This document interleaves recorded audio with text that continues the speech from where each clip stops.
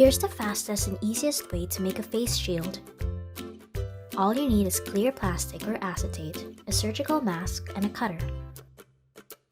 This method can be used when you have no access to medical-grade PPEs, foam, garters, or other supplies. It takes 10 seconds. Take a sheet of acetate and bend it in the middle so that the short edges align. Make a long slit close to the edge at an 11 o'clock angle. The slit should be about 3 inches or 10 centimeters long. Thread the garters of the surgical mask through the slits, outer side down. The mask is to be worn inside the plastic shield. Adjust it over your face and you're done. You can add protective eyewear to the face shield by doing the following.